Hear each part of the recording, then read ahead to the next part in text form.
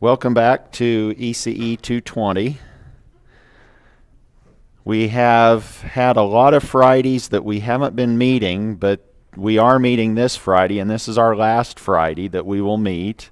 If you have a lab scheduled for Friday and you're in Group A, you need to go today. That will be your last lab. Group B, you're getting ready for your last lab, and you will have your pre-lab due Saturday and your lab itself on Tuesday of next week prior to the Thanksgiving break. We will not be meeting on the Wednesday preceding the Thanksgiving break, but we will have an exam that week after Thanksgiving on December 5th. And I think we'll have a review session the Monday coming back from the Thanksgiving break. But then after the exam, we won't have a class that Friday, and we will have no class the last day of class. I'm saying we aren't having class a lot, but you earned it by doing all of your labs. That's the justification for not having labs. Today we want to continue with analyzing circuits using phasors and complex impedances. And the first one that we want to do is really just finish up what we had started last time. I'll quickly scroll through the mesh current analysis problem. Then we'll have a quiz to get up to speed in terms of how do we express different phasors in terms of sines and cosines. I might give it to you in terms of a sine wave. Can you now find, and now if I say find the phase angle of a sinusoid, what's the key that you're looking at for that? Or what's the sinusoidal waveform that you're focusing on? If I say what's the phase angle of a sinusoid? What do we use as our reference sinusoid function? Cosine? Does that sound familiar? So we use the cosine. If I now give you a sine, you would need to convert that to a cosine and find the angle of that particular cosine expression. Then we'll do some Thevenin and Norton equivalents. I'm not sure we'll get to the node voltage analysis example, but we'll see. Here is the circuit that we had last time. We had the task of finding V1 in the time domain across this 1 ohm resistor, and we're actually given two independent current sources, I sub A and I sub B, and on the side we need to remember that we're dealing with an omega equal to 2. Both of those are the same, so we can analyze this with both sources active. We don't have to worry about superposition because we have different frequencies of our sources. Now we can say, oh, both of these can be converted to phasors and analyze the circuit in the frequency domain. And that's where we began, or we were in this analysis activity. We converted the L's and C's to their impedances. For L, it's j omega L, and for C, it's 1 over j omega C.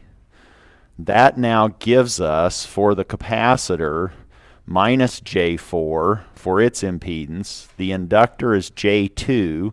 The resistors come in unaltered, 1 on the left, 2 on the right, and the phasor forms of those independent sources, we take the magnitude and their angle, and I'm thinking they were in milliamps, so we have to keep track of the units.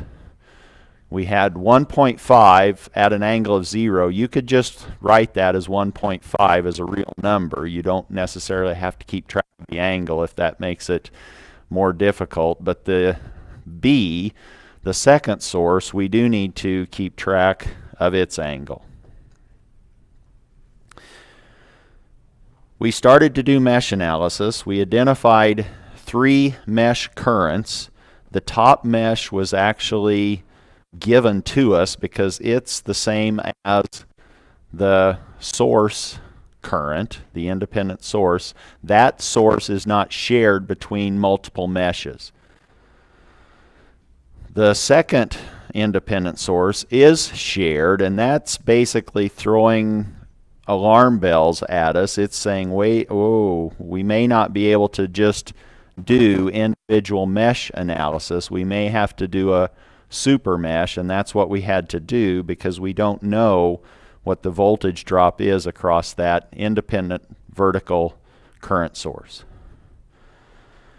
So we wrote the super mesh where the dashed mesh is indicated. We had 1 times I1 plus J2 times I1 minus I sub A plus quantity minus J4 I2 minus I sub A plus 2 I sub 2. We can keep track that the I sub A is 1.5 milli. We substitute that in and isolate the unknown variables, I1 and I2, those phasors, those mesh currents we do not know, and we set those equal to the right-hand side, which involves the I sub A scaled by the appropriate impedances, and that ends up being then minus J times 3 times 10 to the minus 3. We have one equation and 2 unknowns, and since we had to do a super mesh, that says we need to find a constraint equation. The constraint equation comes to us by looking at how we can describe that vertical current source. I sub B is just I sub 2 minus I sub 1. That constraint equation now gives us another expression involving the 2 unknowns, I sub 1 and I sub 2. Here I think is where we stopped last time. I sub B is the square root of 2 for its magnitude at an angle of minus 45. And again, I would recommend you sketch that on your paper. And then when you start to convert that, we've used Euler here. We said, oh, let's convert that into rectangular form so that it's maybe easier to combine with something else that we're adding or subtracting. And that ends up being then 1 minus J1 times 10 to the minus 3. That's what I sub 2 minus I1 equals. We have 2 equations now and 2 unknowns. We can solve it by substitution of one of those, and that's the approach that I'm taking. You could invert a complex matrix, a 2 by 2 matrix, and solve for both mesh currents, I sub 1 and I sub 2. Here I'm doing it sequentially. I now have said, oh, I sub 2 I can write as in terms of I1 and another known complex number. I sub 2 is now I1 plus this 1 minus J times 10 to the minus 3. I plug that back into the super mesh equations. Here is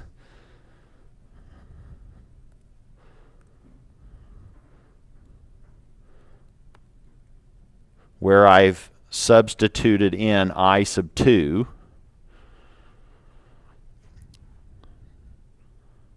I then multiply that collection of terms out and end up then eventually, well, do you see that I've now combined I1 now needs to be both 2 minus J4 and 1 plus J2 for its coefficient. For the real parts, I then have 1 plus 2. That gives me the 3. And I have a J2 minus a J4. That's the minus J2. That's why now I can say, oh, I1 bar has as its coefficient 3 minus j2. What's left are is a known number. It's complex, but that's now 2 minus j4 times this second piece in my I sub 2 bar expression.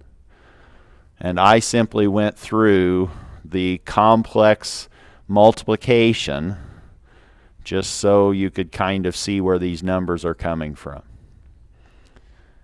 But we have FOIL. You can always use FOIL with complex numbers. You just have a real part and an imaginary part if you're multiplying two complex numbers in rectangular form. And that's what I've done here. You could convert those to polar form, each of those, and then do the multiplication by multiplying the magnitudes and summing their angles, algebraically summing their angles. In this case, we end up with minus 2 minus j6, which we will push to the other side and combine with the minus j, 3 times 10 to the minus 3.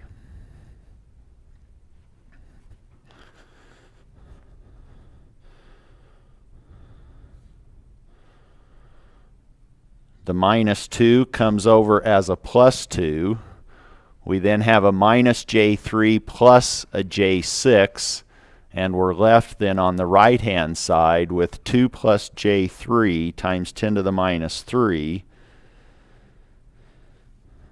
And I just said, oh, let's do our gymnastics with complex numbers through this problem. And I multiplied by the conjugate on both the top and the bottom to clear or to rationalize the denominator, and now I have an expression, a complex number for I sub 1 as a phasor. Doing all of that, you can work through that tonight. I know you're going to go home and do that. You find that I1 is just j times 10 to the minus 3. I1 as a phasor now is at 90 degrees, and it's up on that vertical axis an amount 0.001 amps. That's the phasor I1. What were we asked for? Here I'm just redrawing what it was that we were interested in. I've simply extracted a piece from our earlier circuit, and that circuit had already defined for us V sub 1 bar, or V little v1 of t. We converted that into its frequency domain version.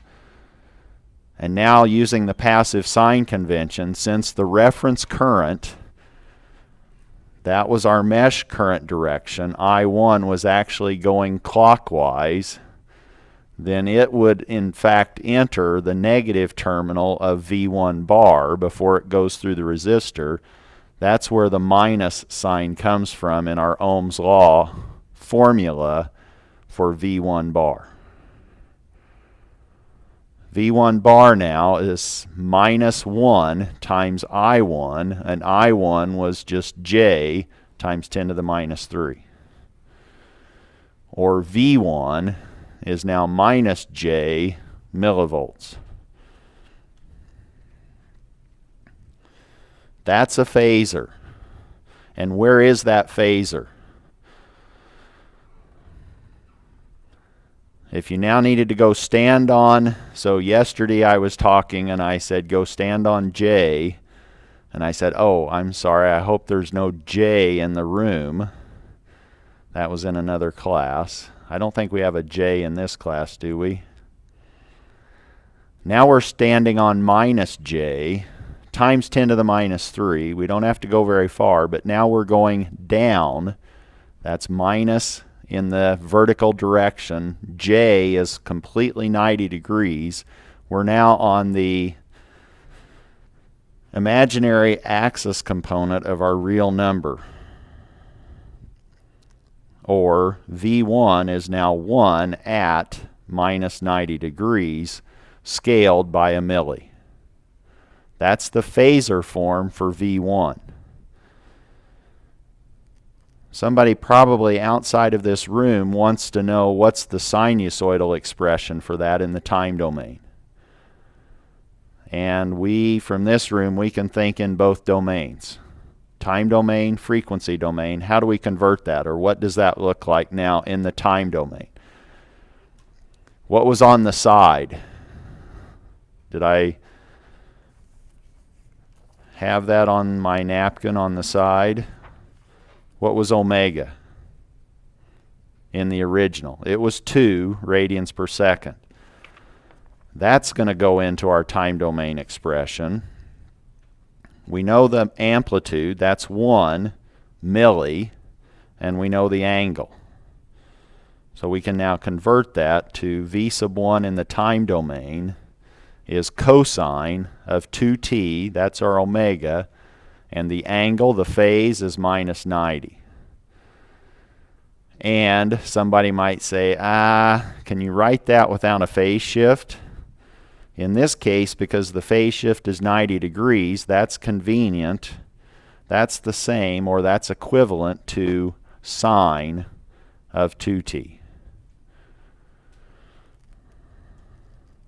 V1 of t now you could maybe sketch that on your paper fairly easily. You could just say, oh, that's the sine of 2t. I know what my frequency is. I can find the period of that function. I can sketch it, and I know the amplitude is 1 millivolt. That's now the...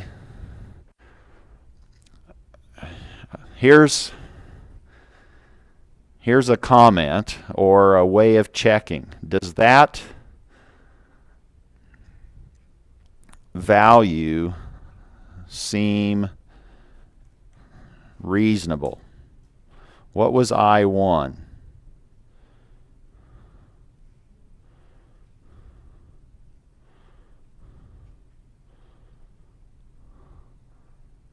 In the time domain.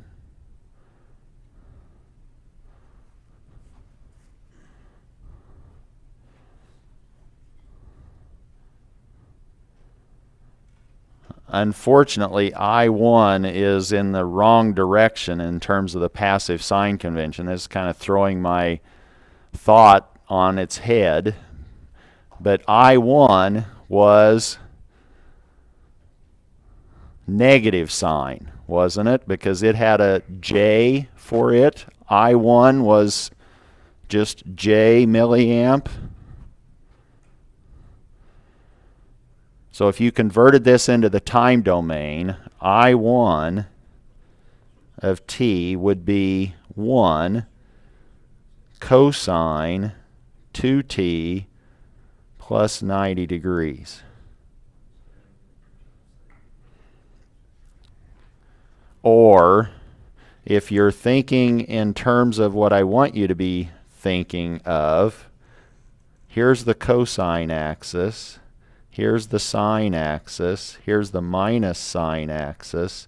If we now went 90 degrees in front of the cosine, we now could rewrite this as minus sine of 2t milliamps.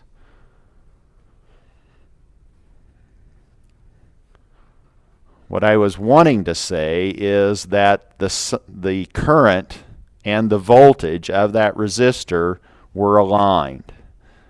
But because we've directed I1 opposite to the normal passive sign convention, it's 180 degrees. It's the negative of what I was wanting to illustrate. But if I1 was actually coming down, then it would be sine of 2t. And what's our voltage? Sine of 2t. They are aligned peak to peak. And that's what you would expect for a resistor. The resistor's voltage and current are in phase. That was what I was trying to get at. A long way, and maybe it wasn't set up to think that way, the way that we had referenced our V1 in that particular circuit. Here's a quiz then. sort of doing what we just did exercise-wise, can you now write or find the phase angle of this x of t? If this was on the exam and I gave you x of t is minus sine quantity 4t plus 120 degrees, what would your answer be? What would the phase angle be? And what do you know one of the options is going to be?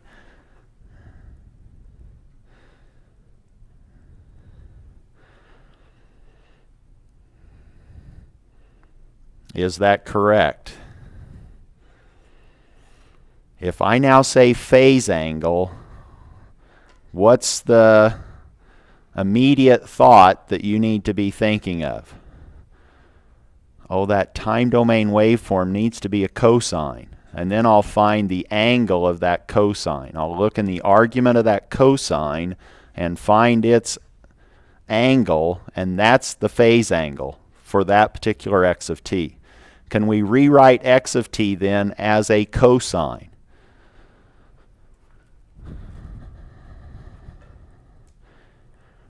I'm now wanting you to draw this. Again, our graphical tool. Here's cosine. Here's sine. Here's minus cosine. And here's minus sine. Where are we now in terms of a phasor from x of t? Where does x of t live in this graphical picture? Where do we put the 4? That's on the side, isn't it? That's on our napkin. We don't need to worry about that for this answer. We're looking for an angle. So 4 is kept on the side. Where is x of t as a phasor in this graphical coordinate? Do you see it? You can say, oh, x of t is minus sine. So you could be referencing that angle relative to the minus sine axis, and you go, oh, I'm 120 degrees positive from the minus sine axis. And which way do we measure angles? Clockwise or counterclockwise? Opposite to a clock, we're measuring them counterclockwise. We now move from the minus sine axis plus 120 degrees.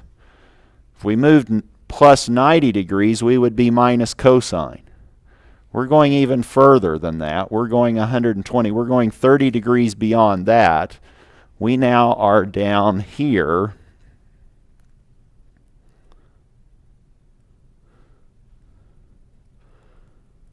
for our x of t phasor. This angle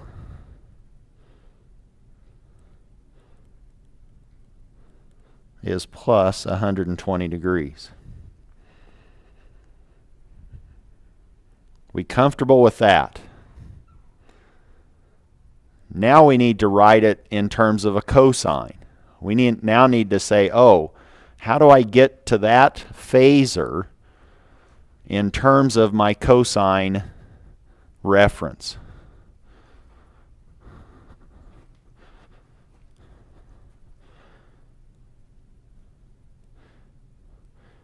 What's the value of that angle?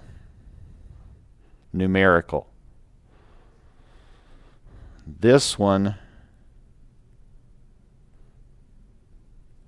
is 30 degrees. So now we're doing supplementary angles, going back to our geometry or trig. I'm not sure where you first learned that. Maybe geometry. Now we have 180 degrees minus 30. This angle is 150 degrees. And in fact, it's going clockwise from the reference of our cosine axis. So in fact, to write x of t as a cosine, The magnitude is just 1. We have cosine 4t. Now we pull in the napkin and pull the 4 from the side. And now what's the rest of the argument of the cosine?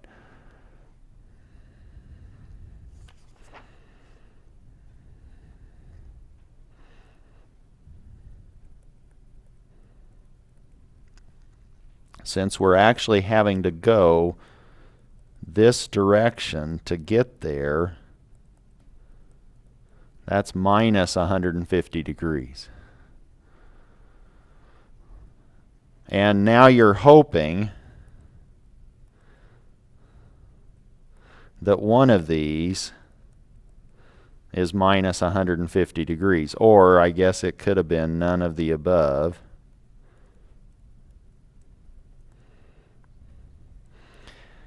And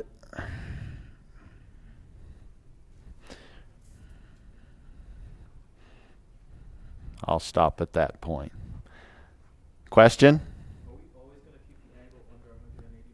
So are we always going to keep the angle under 180 degrees?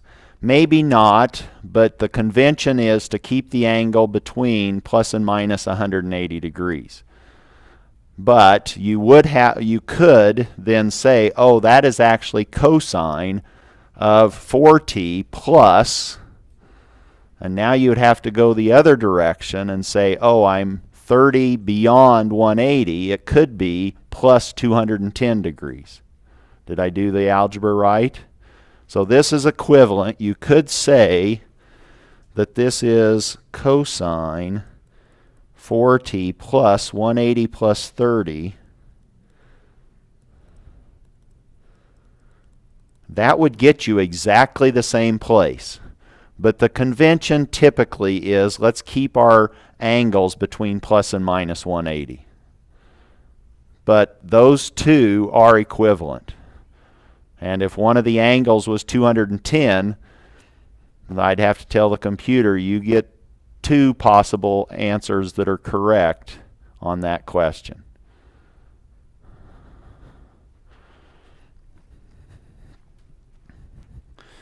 Any other questions on that?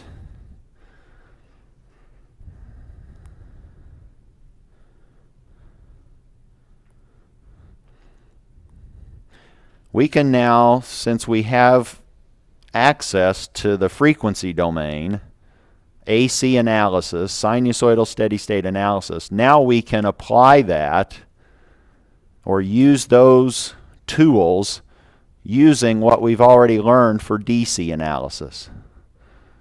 And that was finding Thevenin and Norton equivalents.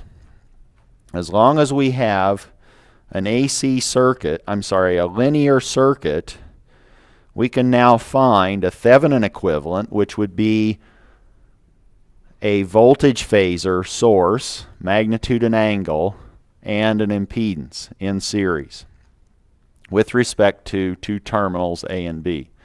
Or we could do the Norton equivalent, current source in parallel with the Thevenin impedance. How do we find those? Well, we have the 3 methods. We can use either of those methods depending on the situation. Method 1 is sort of the default. That's the standby. We find open circuit voltage.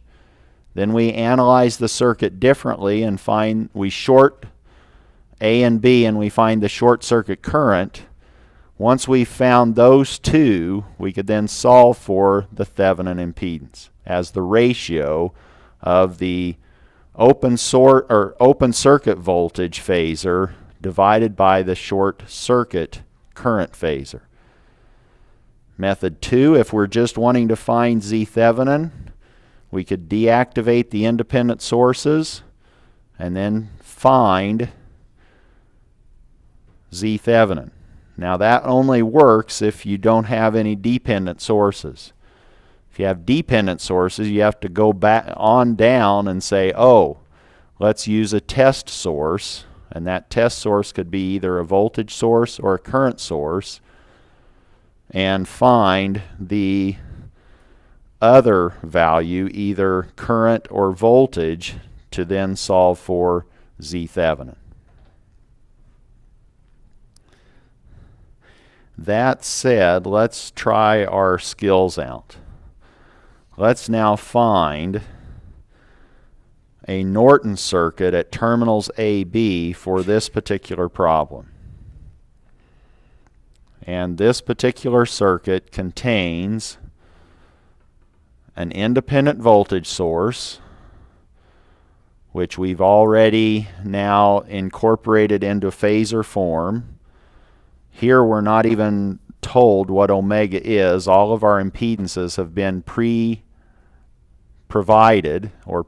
to us. We have a 1,000 ohm resistor. We have this dependent variable, I sub phi, as a phasor, which is driving a current source, a dependent current source, vertically down. And V sub 2, the voltage across that 50 ohm resistor, is actually driving a dependent voltage source to the tune of 4 V sub 2. And we have a capacitor of impedance minus J250 and the resistor of 50. And we want to find the Norton equivalent. Let's just do method 1. Let's find V open circuit and I short circuit. It'll give us 2 times to do some circuit problems with phasors, and then we can take their ratio to find Z Thevenin.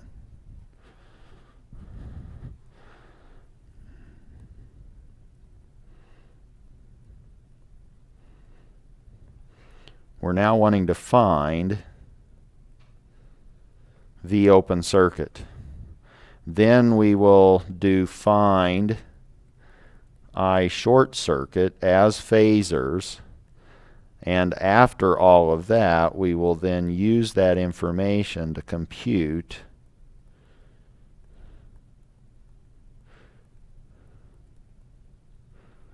Z Thevenin, which is now a ratio of those 2 phasor quantities that we just found from 2 different analysis steps. We have to now do this in 2 parts. We have to first find V open circuit. And how can we do that? We want to find basically V sub 2 as a phasor. And that's the same as this.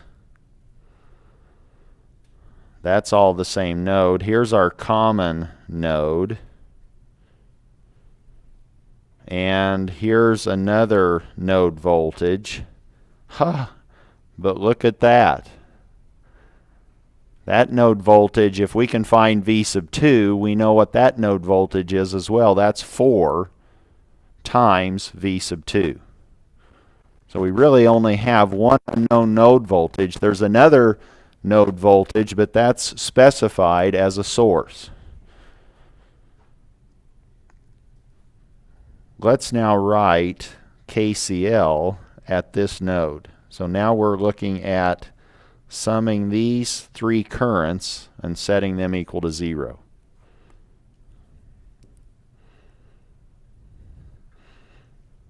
Let me call that node A. We're now doing KCL at A. For the current going to the left, we have V sub 2 bar minus its destination node voltage, which is in fact 4 V sub 2 bar, all over minus J250.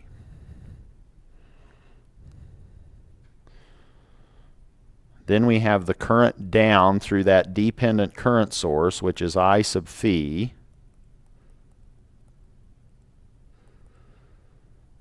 and then we have the current through the resistor, And that's now Ohm's law, V sub 2 bar over 50 is equal to 0.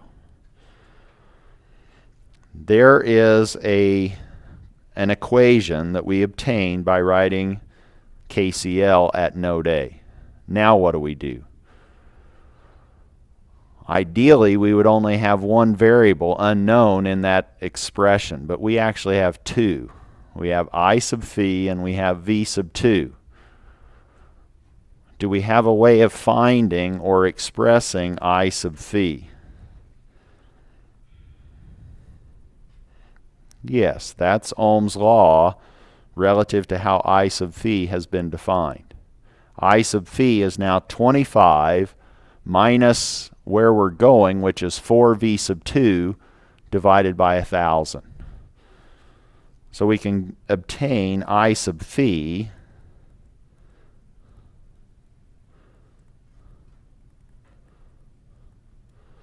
from Ohm's law. Or I sub phi as a phasor is 25 at an angle of 0, and you could just write that as 25, it's only real, minus 4V sub 2 over 1,000. If we now use that in place of I sub phi in our first equation, we now have V sub 2 minus 4V sub 2 minus J250, and you could collapse the numerator down to be minus 3V sub 2. I'm just sort of keeping it so you know where that came from, plus 25 minus 4V sub 2 over 1,000 plus V sub 2 over 50. And now we have one equation in the one unknown V sub 2.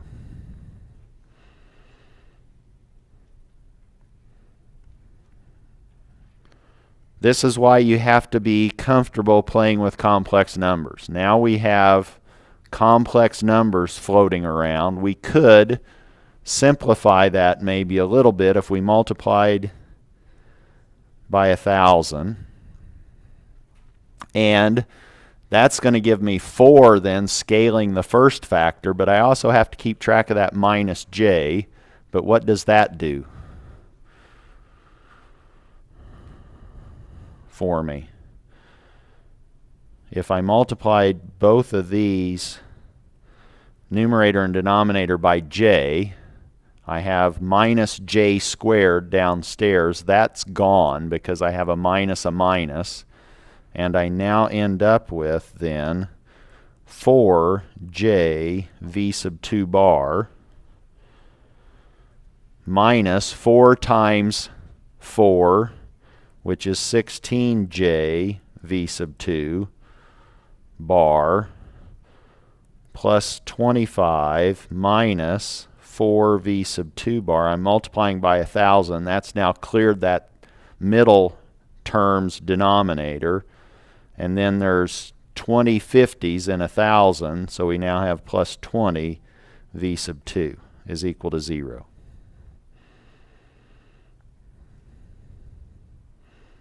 Or I can put the 25 on the other side, and I now have scaling v sub 2, 20 minus 4, so let's say that's now 16. And I have minus 16j plus 4j, or minus 12j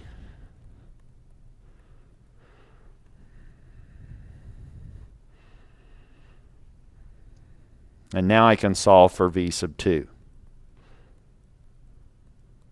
V sub 2 is minus 25 over 16 minus j12.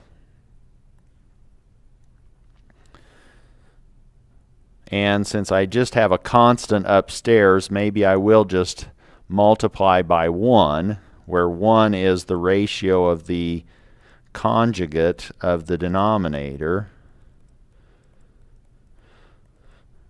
That now makes the denominator real. And I now have minus 25 times 16 minus j 12 times 25.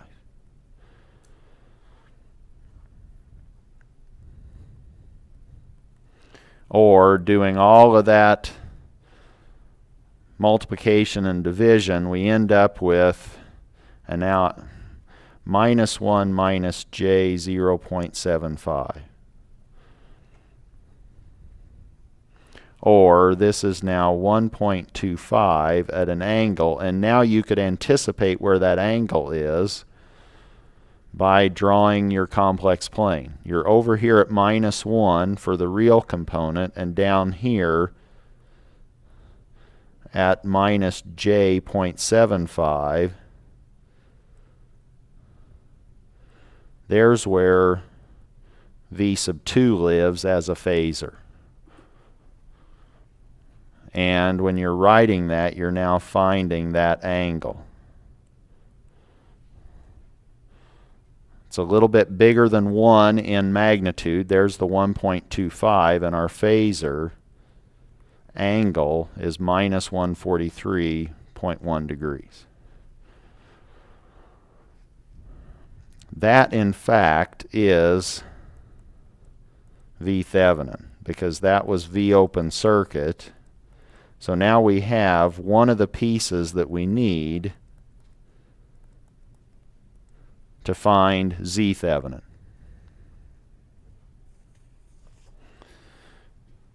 To find Z Thevenin, now that we have V Thevenin, we need to find the short circuit current.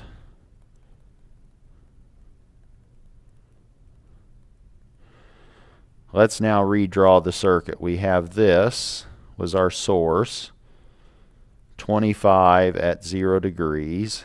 We had a resistor here of 1,000. We had defined a dependent variable I sub phi.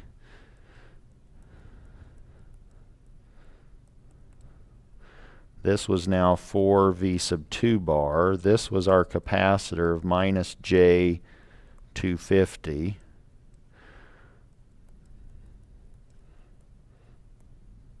Here was I sub phi. What else did we have? We had a resistor here of 50, and that was defining V sub 2. And now what we're doing is we're actually shorting that to our common. Here is now what we're trying to find is I sub short circuit.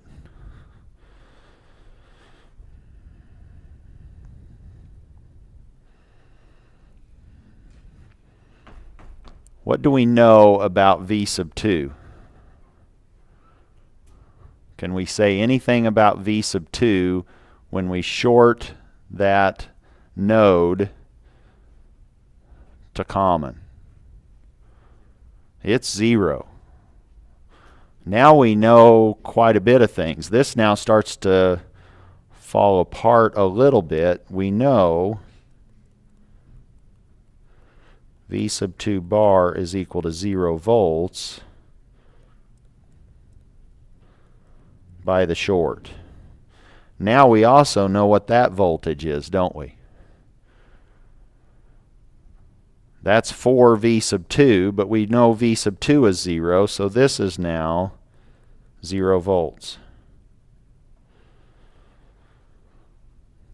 If that's 0 volts, now we can compute I sub phi.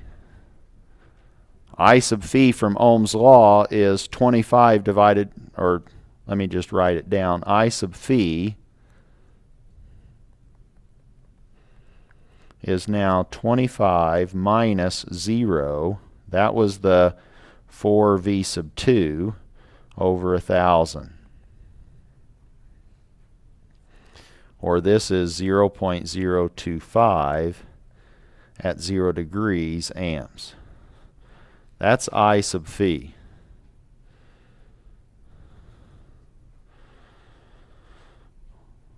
We need I short circuit. What is that? We know all of this is 0 volts.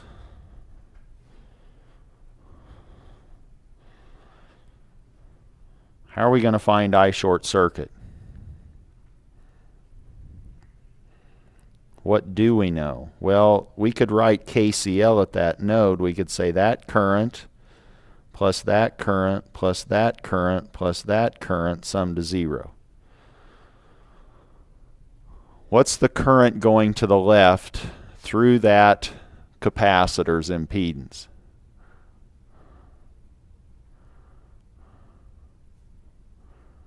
From Ohm's law, it's 0 volts where we're at minus 0 volts where we're going. There's no voltage dropped across that impedance. There's no current flowing through that capacitor. I sub phi, we just calculated that. What about the current coming down through the resistor?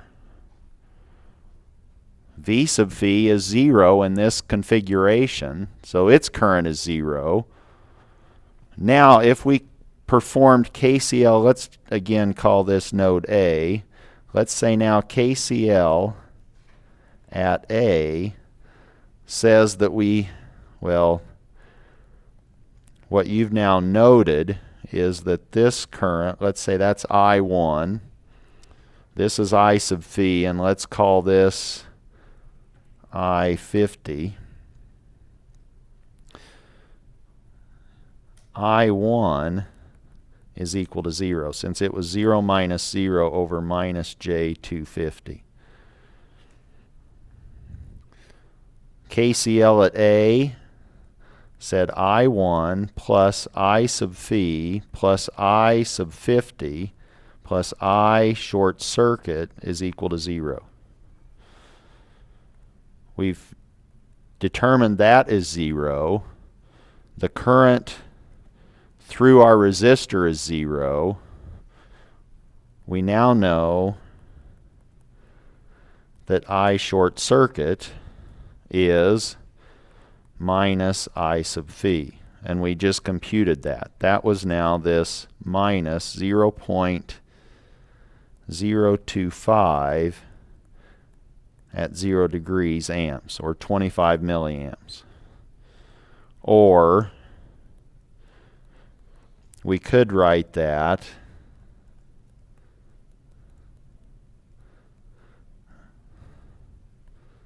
as plus or minus. We don't really know. We just have to pick one, and usually we pick one that's convenient to make the resulting analysis yield something between 0 and 180 for the net angle later on when we're doing this. Right now, either of those are fine.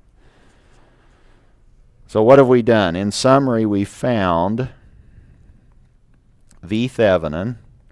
That was 1.25 at an angle of minus 143.1 degrees. I short circuit is this 0.025, and there we're just leaving that yet to be determined as far as which of those two we pick. Now we can find our Thevenin impedance. That's V Thevenin over I short circuit. And doing that, we end up with 50 at 36 degrees. Doing 1.25 divided by 0.025. Or if you put that into rectangular form, invoking Euler, you have 50 cosine of 37 plus J50 sine of 37.